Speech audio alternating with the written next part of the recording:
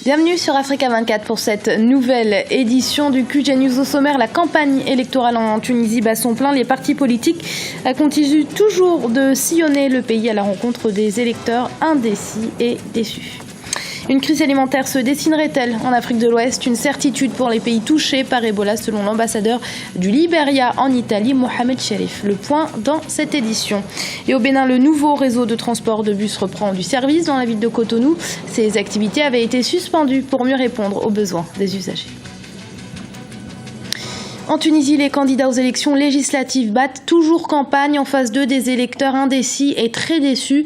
Pour tenter de leur redonner confiance en la politique et pour ne pas compromettre ce processus électoral si attendu, 28 partis politiques ont signé une charte d'honneur pour garantir une élection libre et transparente. Ibra Khadindiaï. Les Tunisiens se préparent pour les élections législatives prévues le 26 octobre 2014. Sur le terrain, les différents partis politiques et leurs représentants sillonnent le pays pour convaincre les indécis encore nombreux. La campagne électorale est parfois longue comme celle que nous venons de vivre à l'instant, mais elle peut être source de préoccupation. Lorsque vous êtes sur le terrain, il y a des gens qui disent qu'ils ne s'intéressent à aucun parti politique et qu'ils ne sont pas prêts à aller voter. Pour ne pas compromettre les chances de la transition en dents de scie depuis la révolution de 2011, 28 partis politiques ont signé une charte d'honneur qui vise l'organisation d'une élection transparente et impartiale acceptée par toutes les parties. Jusqu'à présent, il n'y a rien qui menace sérieusement les élections ou son processus neutre et démocratique. J'espère que cela n'arrivera pas. Les partis politiques n'ont pas été forcés par une quelconque autorité supérieure pour rédiger cette charte. Ils ont choisi eux-mêmes de le faire. C'est pourquoi je dis qu'ils étaient dans une position de responsabilité en mettant en place des mécanismes pour éviter les violations qui peuvent arriver. Dans les rues de Tunis, certains électeurs ont déjà fait leur choix. En ce qui me concerne, je ne suis pas pour ce parti, non. Tout autre parti peut gagner, mais pas celui-là. Vous devez sélectionner les partis pour lesquels vous allez voter par élimination. Les gens disent qu'ils ne savent pas toujours pour qui ils vont voter. Ils n'ont qu'à décider pour qui ils ne voteront pas et voter par élimination pour celui qui reste. Parmi les favoris du scrutin figure le parti islamiste Ennahda et son principal rival, le mouvement Nida Tounes, dirigé par l'ancien premier ministre de la transition, Bezikaï Essebsi. Les deux formations obtiennent les scores les plus élevés dans les sondages. Toujours en Tunisie, le président Monsef Merzouki a gracié 1360 détenus en fin de peine. Il leur restait au maximum 3 mois de détention. Une décision prise au terme d'une rencontre avec le président tunisien et les membres de la commission des grâces présidée par le ministère de la Justice. À l'instar des grâces précédentes, ont été exclus de cette mesure les condamnés pour crimes terroristes. L'épidémie d'Ebola qui ravage l'Afrique de l'Ouest est susceptible de provoquer une crise alimentaire persistante dans les pays infectés, selon l'ambassadeur du Libéria en Italie, Mohamed Cherif. C'est une des conclusions issues du forum annuel de la Commission sur la sécurité alimentaire mondiale qui se tient depuis ce lundi à Rome, la capitale italienne. Ibra Khadindiaï. L'épidémie d'Ebola va-t-elle provoquer une crise alimentaire dans les pays touchés? Pour l'ambassadeur du Libéria en Italie, Mohamed Cherif, ce n'est plus qu'une question de temps. La mise en quarantaine et la fermeture des frontières visant à réduire les risques de contagion ont sérieusement affecté le secteur agricole. Il participe depuis ce lundi 13 octobre au forum annuel de la Commission sur la sécurité alimentaire mondiale qui se tient jusqu'à ce samedi 18 octobre à Rome en Italie. Une session organisée conjointement par l'Organisation pour l'alimentation et l'agriculture des Nations Unies, la FAO, le Programme alimentaire mondial, le PAM et le Fonds international de développement agricole, le FIDA. Notre pays en ce moment est isolé. Nous n'avons pas de navires à quai au Libéria. Nous n'avons pas beaucoup de vols en provenance du Libéria. L'alimentation est normalement transportée par navire. Les navires ne viennent plus à cause de la maladie aiguë. Il y a une pénurie de l'approvisionnement alimentaire au Libéria. La production alimentaire nationale est en effet paralysée. L'Organisation pour l'alimentation et l'agriculture des Nations Unies, la FAO, a estimé que jusqu'à 40% des exploitations agricoles ont été abandonnées en Sierra Leone, pays également frappé par Ebola. Au Libéria, l'épidémie a provoqué une flambée des prix alimentaires.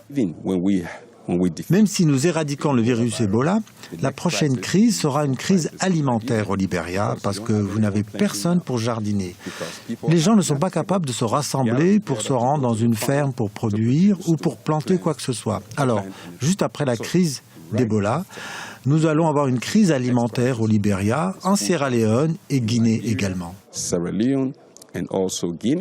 La Guinée, la Sierra Leone, deux autres pays où le virus Ebola continue de faire des victimes, partagent également les mêmes craintes d'une crise alimentaire. Rappelons que l'épidémie a fait plus de 4000 victimes selon le dernier bilan de l'Organisation mondiale de la santé. En août 2012, une société bénino-brésilienne avait lancé son réseau de transport en commun dans la ville de Cotonou. Une année après son démarrage, ses dirigeants ont décidé de son arrêt momentané pour en recenser les forces et les faiblesses et ainsi mieux répondre aux besoins des usagers. Dans quelques jours, les bus Ben-Afrique reprendront du service. Reportage à Cotonou de notre envoyé spécial Chirali Watawema.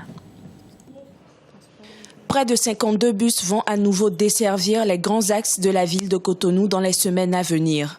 Sur le parc de véhicules, une trentaine de techniciens s'activent pour remettre à neuf et réviser le matériel roulant. Ces bus vont reprendre du service pour mieux répondre à la demande en matière de transport en commun. C'est vrai que nous avons eu une période où nous sommes en cessation d'activité. Voilà, donc là, nous n'avons jamais cessé d'entretenir nos bus, voilà, avec ce personnel de maintenance qui est là, qui s'active tous les jours à faire la révision au bus, tout ça. Parce que nous sommes dans une période où nous entendons reprendre ceci de manière très imminente nos activités. Mise en place en août 2012 par la société Ben-Afrique en partenariat avec la mairie de Cotonou, ce réseau d'autobus d'une capacité de 15 000 passagers par jour représentait une concurrence pour le moyen de transport privilégié, le taxi-moto. 13 mois après la mise en service des bus, la société avait suspendu ses activités afin de dresser un bilan à mi-parcours. Cette étude réalisée, les responsables de la société se disent prêts à reprendre leurs activités. C'est fort de tout ça que nous avons pensé qu'il était opportun, après notre période d'études, donc de tout faire pour relancer le trafic urbain de Cotonou, ce que nous sommes en train donc de penser à faire dans les très prochains jours. Nous avons pris deux axes, l'axe donc de la mairie de Cotonou, ensuite l'autre axe donc c'est l'axe de l'État central que nous avons donc adopté, où l'État aujourd'hui est en train donc d'étudier les meilleures façons ou la possibilité donc de faire bénéficier Ben-Afrique d'une subvention. Chaque jour, on dénombre 13 cas d'accidents de la circulation qui engendrent au moins 2 morts dans les rues de la capitale économique selon le Centre national de sécurité routière. D'un coût global de plus de 3 milliards de francs CFA, ce projet devrait permettre de réduire l'insécurité routière et lutter contre la pollution atmosphérique. Les Panthères du Gabon ont battu les étalons du Burkina Faso ce samedi à Libreville, 2-0 grâce à un doublé de Pierre Aubameyang. Grâce à cette victoire, le Gabon devient le leader du groupe C dans le cadre des éliminatoires pour la CAN 2015. Le résumé de cette rencontre avec notre correspondant au Gabon, Douglas Toutoum. C'est sur la marque de 2-0 que les Panthères du Gabon ont battu les étalons du Burkina Faso samedi à Libreville. Une rencontre qui rentre dans le cadre des éliminatoires de la Coupe d'Afrique des Nations Maroc 2015. Après une première période équilibrée et un but burkinabé refusé pour hors-jeu, les Gabonais vont se ressaisir et multiplier les offensives conformément aux consignes du coach. Et je dis déjà, on a fait un très bel match. Les joueurs, ils ont fait sur le terrain tout qu'on a demandé. On a maintenant 7 points et c'est ça que je dois penser. Je dois travailler sur les choses que je peux contrôler. Le premier but de la rencontre a été inscrit à la 67e minute sur une action collective. Bien décalé par Malik Evouna, Aubameyang alias Spider-Man n'a eu qu'à pousser la balle dans les filets.